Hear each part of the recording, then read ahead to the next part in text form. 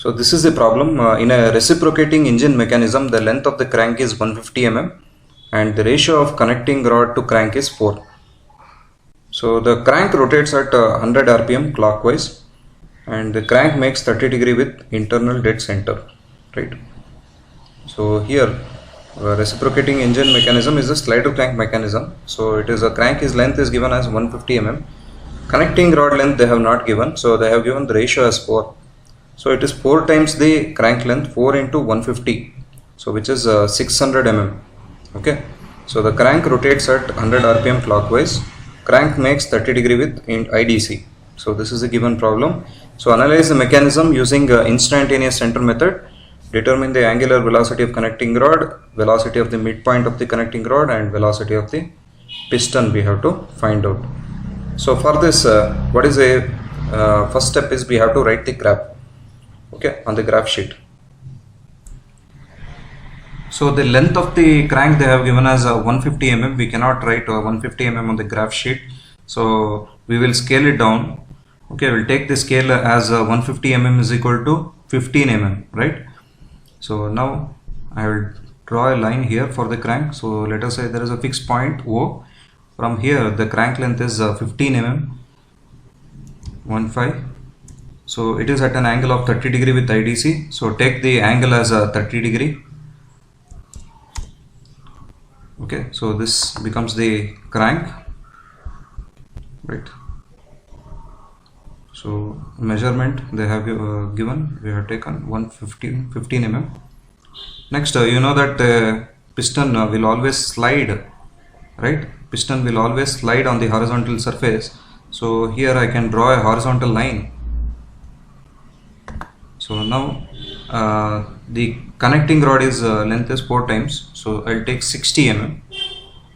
So using the compass with this point you can take 60 mm and you can cut the arc. Okay, so you can cut the arc. So this is the construction of the slider crank mechanism. So we will mark the links now. So O is the fixed point, you can call it as link number 1, right? So crank you can call it as link number 2. So connecting rod link number 3, and fourth link is the slider. So fourth link we have the slider. So this is the point B, there is a slider here, so which will slide horizontally. Next we locate the instantaneous centers. Since there are 4 links, number of instantaneous centers is given by formula n into n minus 1 by 2. That means 4 into 4 minus 1 by 2. So the value is 6. So we will have 6 instantaneous centers. We will list out which are all the instantaneous centers. Write down the 4 links 1, 2, 3, 4. So the instantaneous center of 1 with respect to 2, 1, 2, 1, 3 and 1, 4. Similarly on the right side you have to see 2, 3 and 2, 4. Column wise I am writing 3 with respect to 4. Adjacent to 4 there is no other link, you leave it. So these are the 6 instantaneous centers we need to locate. So here some of the instantaneous centers we can easily locate, which is nothing but the pivot point or the common point between 1 and 2. So you can write this as instantaneous center I12 and this point A, so it is I23, right? So I23 and 3 with respect to 4, this common point is I34, right? I will write like this, I34. And what about I41? 4 is a slider with which slides with respect to the fixed link. So the instantaneous center will be at infinity. So instantaneous center of the slider with respect to the fixed link, so it acts perpendicular to the slider. It acts perpendicular to the slider at infinity. I14 is at infinity. So wherever you are having a fixed link, you can draw a perpendicular line to the horizontal line. So I14 acts at infinity. We have located 4 instantaneous centers. other two instantaneous centers, that is I13 and I24, have to be found out. So for that we will be using a circle diagram. So I13 is an instantaneous center which is obtained by joining 1, 2 and 2, 3. So here we have marked the 4 links 1, 2, 3, 4. So 1, 3 is a diagonal which is formed by 1, 2 and 2, 3. So that I am writing here. Also 1, 4 and 4, 3 will also form this diagonal. So 1, 4 and 3, 4. So these are the two right angle triangle which form the line 1, 3. Similarly, I24 is a diagonal, okay, so which is formed by 1, 2 and 1, 4. So that I list out here, and 2, 3 and 3, 4 form this diagonal. So 2, 3 and 3, 4. So we obtain the I13 by joining 1, 2 and 2, 3 and 1, 4 and 3, 4. So wherever is the intersection, that point is I13. So I13 is formed by extending this line 1, 2 and 2, 3 and also I34 and I14. So I will extend this line. So this point can be marked as I13.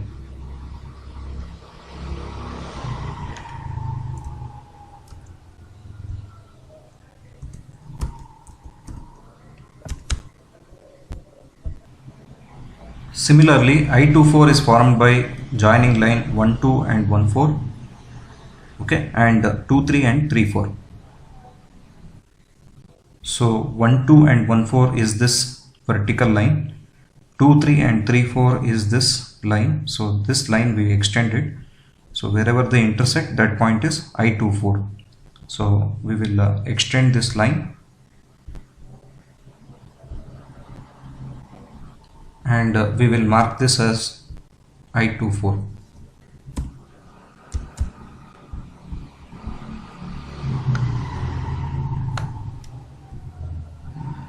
We have located all the 6 instantaneous centers. Next we have to check their measurements, and based on that we have to calculate the velocity. Speed of the crank is given as 100 rpm. So we find the angular velocity of the crank, omega 2, is given by formula 2 pi n2 by 60. So which is 2 pi into, we substitute here 100 divided by 60, we will get it as 10.47 radian per second. Now we know the angular velocity of the crank, that is link number 2. We can find out what is the angular velocity of the connecting rod. So this link. So how to find? So we have to use this relation omega 3 divided by omega 2 is equal to 2, 3. So that is the common instantaneous center minus the instantaneous center of link number 2, which is in the denominator with respect to the fixed link, that is 1. So 2, 3 minus 1, 2 divided by 2, 3 minus 1, 3. So link number 3 is in numerator. So this will come here 2, 3 minus 1, 3. So we measure the distances 2, 3 minus 1, 2. So it is 15 mm. And 2, 3 minus 1, 3. So this measurement is 68.74. So here 15 mm, 150 mm is equal to 15 mm, we have taken the scale. So 15 mm will be 150, 68.74 will become 687.4. So we take the ratio 150 divided by 687.4. So omega 3 is equal to 150 divided by 687.4 multiplied by, so multiply this by omega 2 value, so which is 10.47 radians per second. So you get the value of omega 3. You get the value as 2.28 radian per second, so which is the angular velocity of link 3. If we know the angular velocity of the link 3, we can find the velocity of any point on the link. So velocity of A, velocity of M, which is a midpoint, or velocity of B, any of this we can find out if we know the angular velocity of link 3. So now we find out what is the velocity of the midpoint of the link. So I have joined a line from I13 to M. So I13 is the instantaneous center of link 3. So instantaneous center means it is a point about which the link is rotating. So at this point the link number 3 will have 0 velocity. So this is the relation to find the velocity of the midpoint. Velocity of the midpoint M is equal to angular velocity of the link 3 into distance of the point M from the instantaneous center. Okay, so instantaneous center of 3 with respect to 1, fixed link always, link number 3 with respect to 1. So this formula we have to use. So the angular velocity is known, which is 2.28 radian per second. We calculated. What is this distance? I13m. So I13m is the distance of the point M from I13. So which is 48.36. So again this has to be converted to scale. So it will be 483.6. So we substitute in the formula omega 3 into I13m distance, which is 483.6. So we get 1102.61 millimeter per second. So since we have taken 483 in millimeter, so we get, if you convert it to meter, so it will be, the velocity of the midpoint is 1.102 meter per second. Next we find velocity of the point B, or the slider. Okay, so velocity at the point B. So in order to know that, we have to measure the distance of the point B from the instantaneous center I13. So distance of point B from the instantaneous center of this link number 3, which is I13, is 41.87. so which needs to be converted back to the scale, which is 418.7 millimeter.